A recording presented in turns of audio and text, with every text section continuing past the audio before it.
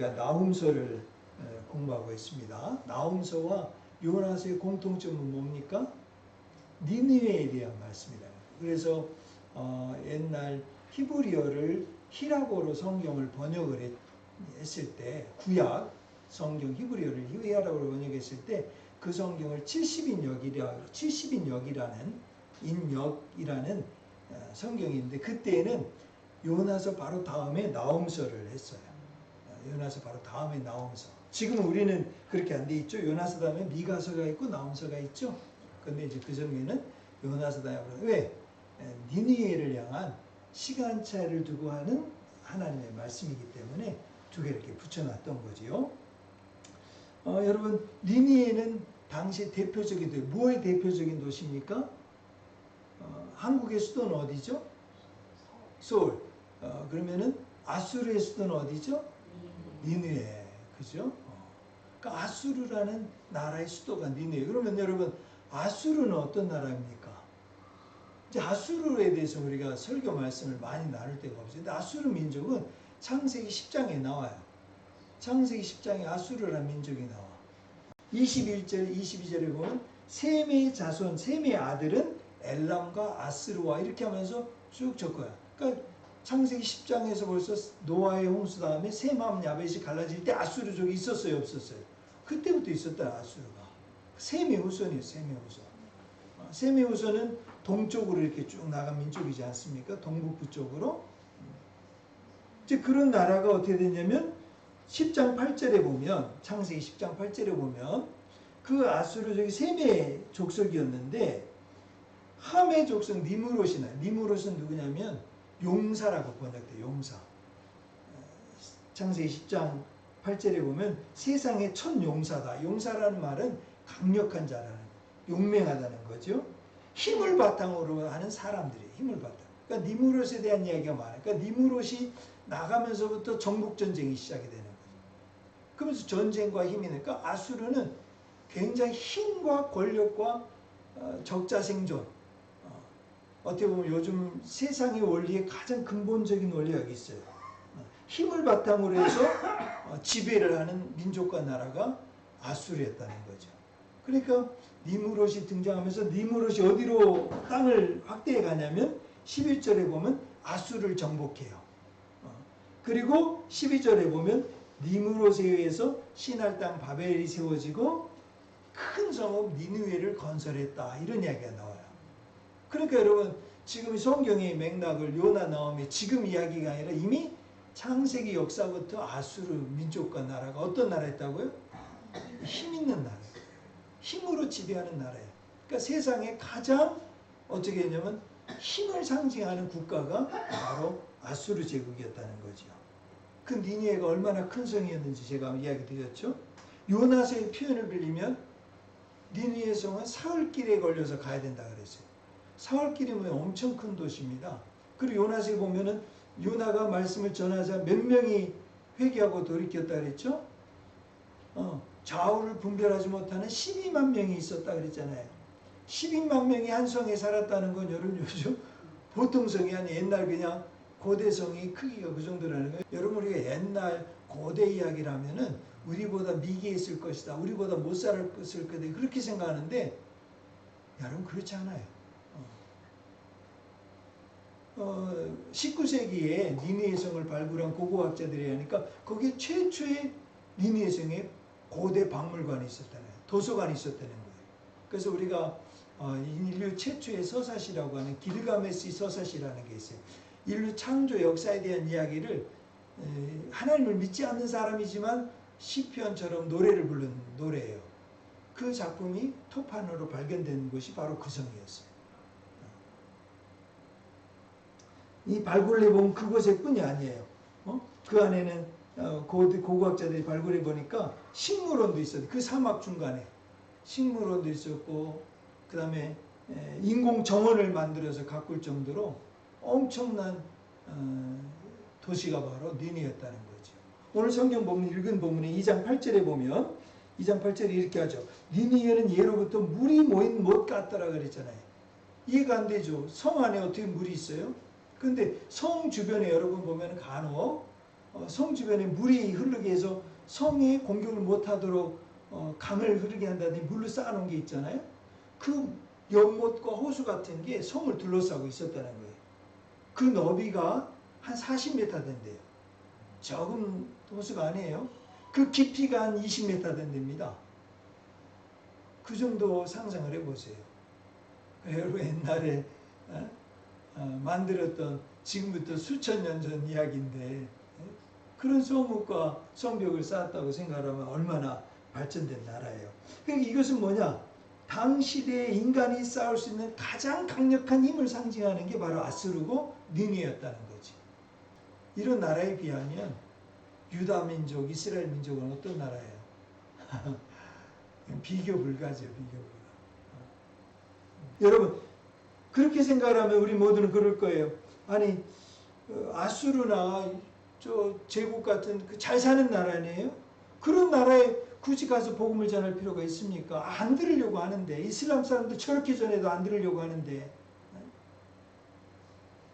그럴 거 아니에요? 아무리 우리가 약한 자를 들어서 쓰신다고 하지만 난 약한데, 난 부족한데, 난 돈이 없는데 내가 굳이 가서 전하고 내가 굳이 가서 써야 될 필요가 있어요? 여러분 생각 어떠세요? 요나와 같은 마음이 그런 마음 아니었어요? 나온과 같은 마음이 그런 마음이었을 거라고. 아니 저놈들이 나를 괴롭히고 난 지금 먹을 것도 없어서 고민하는데 내가 지금 핍받고 고통을 받고 내가 원조를 받고 내가 기도를 받아야 될 내가 가서 전하고 내가 가서 그건 위선 아닙니까? 솔직하게 내가 지금 어렵고 힘든데 나 어려워 힘들어 나 못해 그러는 게 사람이 신앙적이지 않습니까? 상당히 인본주의적으로 사람들이 공감을 하는 거예요. 맞아. 인본주의적으로 참 감정적으로 참 우리 사람이 어렵고 힘들고 괴롭고 동감해주고 공감해주고 그러면 금방 그냥 친구가 될 것 같고 자기 속에 있는 거 다 내줄 것 같고 그러잖아요. 여러분 생각 어떠세요? 나온과 요나가 또 그래서 요나가 그래서 다시스로 간 거예요. 그래서 나 너무 괴롭다네. 내 신앙 양심으로 동의 못한다는 거. 요즘 한국 교회 안에 많은 성도들 말하면 나 신앙 양심으로 안 해. 이런 분들이 너무 많아. 나 신앙 양심으로 못해. 나 신앙 양심으로 틀려. 교회 다니는데도 내 신앙에 그건 가만 들어보면 다 맞는 이야기야. 다 맞는 이야기. 여러분 어떻게 해결하세요? 이게 바로 나홈스예요. 요나서가 그걸 말해주는 거예요. 잘 사는 나라인데 일본 같은 나라에 내가 가서 전도할 늘 갈 때마다 느끼는 거 아니에요? 옛날에 가서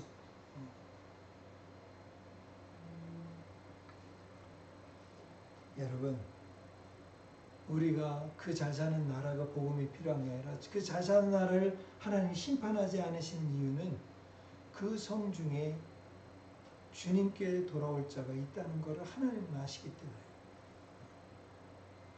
그 사람들이 잘 사는 그것을 돕는 게 아니라 그 성 중에 하나님께로 돌아올 사람이 있기 때문에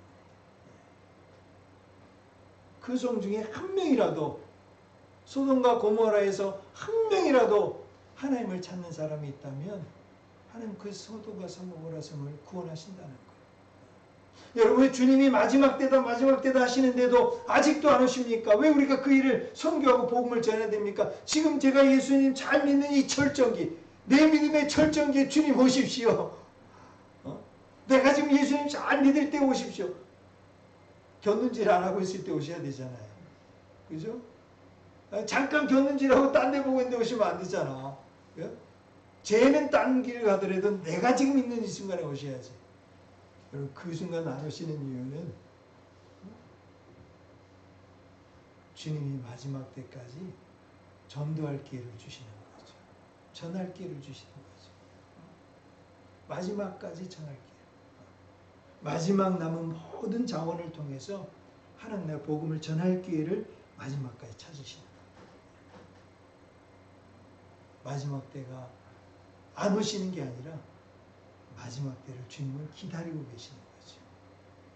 그리고 전 세계 나라 민족과 언어들 가운데 이제는 부흥의 역사를 이루어가는데 제가 깜짝 놀란 게 있어요.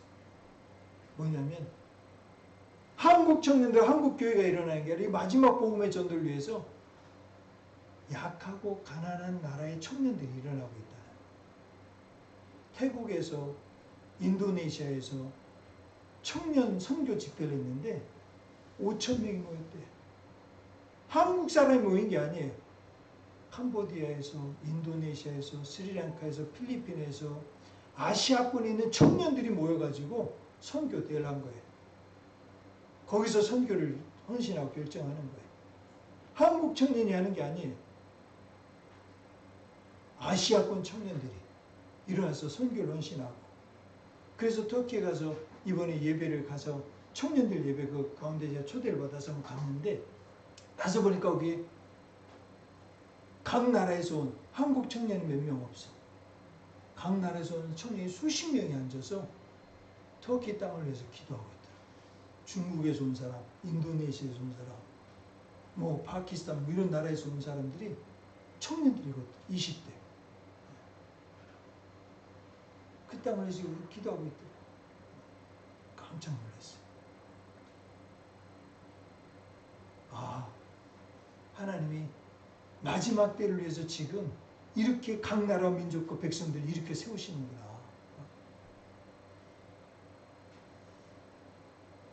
왜 우리가 그 나라에 가야 됩니까? 인도네시아 사람들 왜 거기 가야 됩니까? 필리핀 사람 왜 거기 가야 됩니까? 왜 한국 사람이 가야 됩니까? 이 질문은 어리석은 질문이에요. 하나님의 말씀에 의하면 마지막 때 천국 복음이 다 땅끝까지 전해져야 내가 그때 오리라. 지금 그 기회를 우리에게 주고 계시는 거예요. 그 기회를 우리한테 지금 맡겨 놓으신 거예요. 그래서 일터도 주시고 학업도 주시고 자녀도 주시고 가정도 주시고 직장도 주시고 삶의 모든 환경을 주신 거예요. 여러분이 그 현장에서 이 마지막 때를 준비하며 기도하는 마음으로 열심히 공부하고 열심히 사업하고 열심히 돈 벌고 열심히 실력을 쌓고 열심히 재능을 쌓아서 기회가 있는 대로 주의 나라와 주의 의를 먼저 구할 때 하나님의 복음의 역사에 아름답게 동참하게 되는 축복을 누리게 되는 거죠. 이 축복의 기회를 우리에게 주시는 거예요. 이 축복의 시간을 우리에게 남겨주신 거예요. 이 축복의 시간과 기회를 잘 선용하는 사람은 이 모든 것을 더하신다는 축복을 누릴 것이고, 이 축복을 주셨는데도 이걸 내가 왜 합니까? 난 약합니다. 이건 내가 왜 이건 합니까? 내가 아닙니다. 내가 할 거 아닙니다. 이걸 나는 모릅니다. 이렇게 하면 이 축복을 내 손에서 버려버리는 거예요. 오늘 나홈서와 요나서는 아수르라는 엄청난 이 세상의 거대한 세력 앞에서 내가 약하고 힘이 없고 부족하지만 주의 나라를 위해서 힘쓰고 섬기고 살아가는 것이 얼마나 복된 것인지를 우리에게 가르쳐주는 너무 귀한 메시지.